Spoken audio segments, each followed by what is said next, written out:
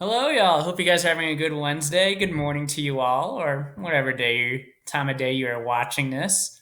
Just want to let you know it is a beautiful.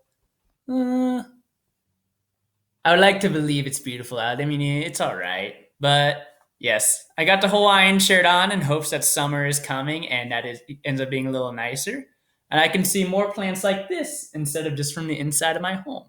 So, yes, indeed. If you're wondering why I'm looking a little more fly today, that is why, in hopes of summer coming. Speaking of which, I did find some summer coronavirus memes right here. So that's like, hopefully the summer isn't going to be looking like this, but looks like more of these like hazmat suit guys from Black Ops 2. But hopefully by then the coronavirus should die down. We can actually enjoy summer as a regular, like, fun time instead of just being like just stuck inside here. So, with that being said, let us continue on to today's lesson. All right, what do I got here for today? Oh, I need to move myself. Okay. Oh, we got some more skull and crossbones today. So, remember, watch your CNN 10. And if you have any questions, please contact me. All right. So, today's mini lesson, like, I'm going to go over the differences between the Black Death and coronavirus. Because, like, with coronavirus coming around, like, it's interesting just talking about like one pandemic, the Black Death, and then like we are technically kind of in one right now with the coronavirus, how it's like legitimately almost shut down the world. So that's why I'm going to be talking about like some similarities and differences about the Black Death and coronavirus. And then when you are done watching this video, remember to keep working on your week 2 online packet. Alrighty. So with that being said, let us continue on. So as far as like things that we will accomplish for today, students will be able to compare and contrast between Black Death and coronavirus. So hopefully you should have like a good understanding as far as like what's similar, what's different, and also like you should be able to answer like your main questions about both. All right. So, and also my main goal is to inform you about both diseases. And also like my last goal that I want for you guys is to scare you about both. All right. I put in my very first video for this week is like my goal isn't to like make you scared of every single like germ and cough out there. My goal is just to educate you. All right.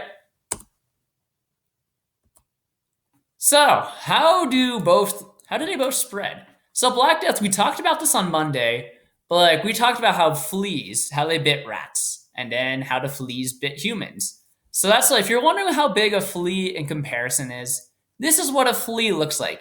It's hardly visible to you. In fact, it is barely even like maybe like a part of your fingernail long right there. So that's why like it's one of those like it's a very minuscule creature, but like if it bit you back in the time of the Black Death, you looked at these animals and it's like, oh, this is where death comes from, right there. So that's why like once the fleas bite the rats, and then once they bite humans, that's how the disease gets spread. Now, when we're talking about coronavirus, this is spread like through person to person contact, which is why like we end up like shutting down school and why most of the world is shut down.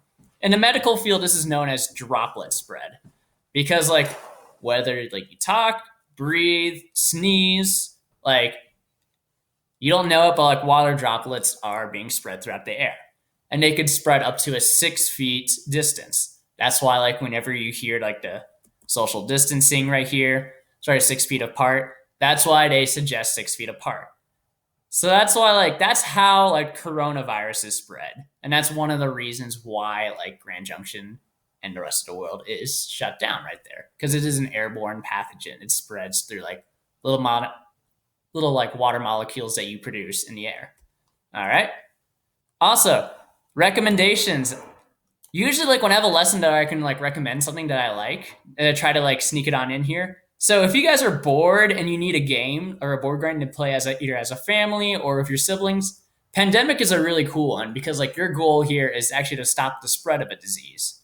That's what your goal is, to save the world, and it's like basically everyone against the board. All right. So along with Catan, this is also another great board game that I highly recommend. All right. So let's continue on. All right. So what are some signs and symptoms of both? All right. So Black Death, like the good news is like you will know if you have Black Death. You can't just fake having Black Death. So that's why like you'll start getting big black boils, which can like increase to the size of like an apple. So about like yay round on your skin. That spread quickly throughout your skin, which I got a quick and kind of disgusting looking photo. That's how it would look right there. So that's why it's not like one of those things you can show up to work and be like, no, no, no, I'm fine. I have a cough. It's one of those things like, Johnny, I can see you have a black spot right there. You're going home.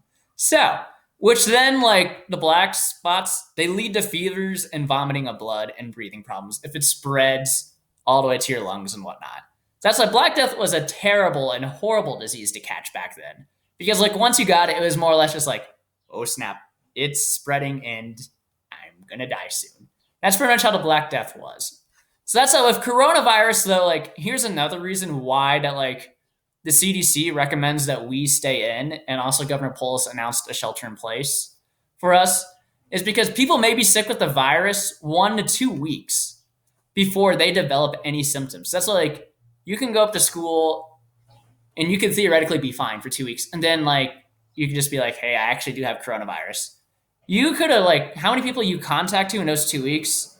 That's how many people who could possibly be infected of the coronavirus right there. So that's why like some signs and symptoms are like cough, fever, like abnormal tiredness. Maybe a lot of you guys wake up and just feel tired and groggy throughout the day. But this is like abnormal tiredness. Like you can't do anything. You don't even have like the strength really to get up out of bed essentially the whole day. So yeah. And also, and in like severe cases, like you will have difficulty breathing and it does attack your respiratory system, which is like your lungs in that area right there. All right. So basically, like when we talk about like coronavirus right here, we talk about like the signs and symptoms are similar to like a cold. That's just like a lot more intense because usually like it takes about like 1 to 2 weeks in order for your symptoms to like actually disappear. It's a cold that you will feel sick for 1 to 2 weeks. All right. Now, what is the mortality rate of both? Remember, we talked about mortality rate on Monday, and that is like the percentage of people who get it that actually die. So back in medieval Europe, so this is back in like old Europe, back in when knights were a thing, knights, lords, and kings. Just 1 second. I'm hearing the sound of power tools, so my roommate is improving the shed.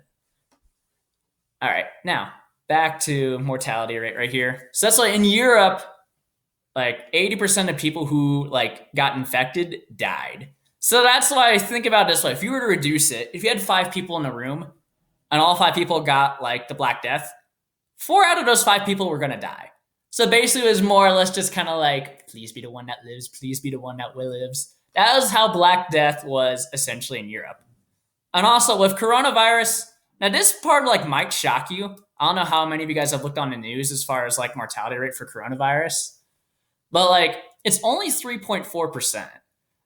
Like if people who actually catch it die. Which like if you're wondering, you're looking at that, it's like, wait, am I reading that right? Or like, wait, if it's only 3.5%, why aren't people going to work? Like, why is the whole country, why is the whole world shut down? So that's like here's what, and we have to go back to the 2 reasons as far as signs and symptoms, and also like how it spreads. Because it spreads so easily, like, and also you can have it before like for 1 to like 14 days before you even show any symptoms. That's a huge reason why we ended up shutting the world down right there. As far as like how quickly it can spread, and you can actually have it 1 to 2 weeks before like anything happens. And then also like, second of all, like we don't know because it is similar to like a cough or like a common cold. You don't know, it could be like, is this a cold or is it going to mutate or is this actually the coronavirus right here? And then also like there's a third reason why the world is shut down, but I'm going to get to that in a little bit. Even though despite this 3.4% of people who get it die. Now, how many people have died from this disease? So back in medieval Europe, this wiped out almost half the population of Europe. So that's why like 75 to 200 million people died because of this right here. This is like a catastrophic amount right there. So that's why like that's a large percentage of people. I don't really know like how to elaborate that even more. But like of coronavirus, I actually looked up today's stats because I originally put this down for Thursday and I just wanted to see how much it grew. So that's like as of today, 62,444 people have died from the coronavirus. which in comparison, like we have almost it's over 1 million people have gotten affected so far. So that's like when you put it in comparison, it's not as big, but like it's still a large amount of people because like 62,000, that's still more than like the population of Grand Junction actually. So now like there is a website I did upload like in your folder for April 8th. And like you can actually go on to whirlermeters.com and you can see actually like, hey, how many people have gotten infected by coronavirus, how many people have died, and how many people have recovered too. Which I'm really glad to include that statistic because like part of it is just kind of like it's not all doom and gloom. There are lots of people who have got it and have recovered and started living normal lives. So now, this is like a big reason why like the world is shut down with coronavirus right here. Now, do we have a cure for both? Now, for Black Death, yes, thankfully we do. So that's like on average, like only 7 people per year in the U.S. actually get the Black Death. So that's like if you were worried about like possibly like can the Black Death ever like reoccur or happen? And here's the answer for you: like yes, it does reoccur, but there are two ways that like one that like you can help prevent. So that's like one doesn't happen in the US a lot because like we actually have a clean and sanitary society. You may not believe that and might be like, Mr. Levitch, you should go look at my room. But compared to like say India or like a third world country in Africa, you don't America, we're thankful enough we don't have raw sewage running in the street. We don't got rats just running everywhere like around our houses and whatnot. So that's a big thing that just like prevents like even a possible spread of a black plague or bubonic plague coming back to America is the fact that we have a clean area. And honestly, like only 7 people a year in the US get Black Death. Compare that to like the almost 300 million people that live in America. The odds of you getting it are extremely slim. And also, we do have a cure for it. We have, I can't find the actual like antibiotic, what it's named, but I've just been told it's antibiotics. Like, and the quicker you get it, like if you see like a black spot, you're like, yep, I need to go in. They're able to cure it for you. So now, with coronavirus, we do not yet have a vaccine made. So that's another reason why the world is shut down because like while there is like a vaccine for like the common flu, we don't got anything for the coronavirus yet.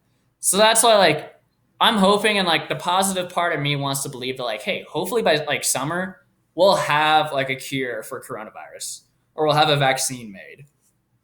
But that's another reason why, because like if you're exposed to air, there's not really a disease or like a medicine you can take to like immediately cure the signs and symptoms. You just got to let it run its course. So that's why like that's another reason why the world is shut down there.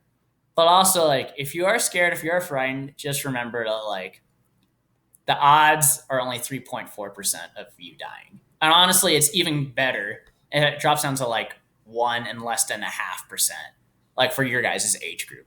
I don't know if any of you guys have or did like the coronavirus like assignment for Miss Moore, but she had a lot of like intense research on that too. So that's why if you guys, any of you guys are in Miss Moore's class, you guys can potentially share that with your parents and see like, hey, this is how coronavirus is affecting America right here. These are some signs and symptoms as well. So hopefully by today you should be able to compare and contrast between the Black Death and coronavirus. And then hopefully I was able to inform you about both diseases. Now, workshop. Remember, if you haven't already, watch today's CNN 10, and then you don't need to turn on Schoology yet. Do that on Friday. And do and finish Wednesday's section of the worksheet, all right? Remember, do not wait to the last minute. Make your Friday a lot easier on yourself, all right? And then remember to work on your Good News Friday article, all right? And as always, if you have any questions, I'm available from 8:30 to 10:30 a.m. All right, guys? So, hope you guys have a good rest of your day. Have a great Wednesday, and take her easy, y'all.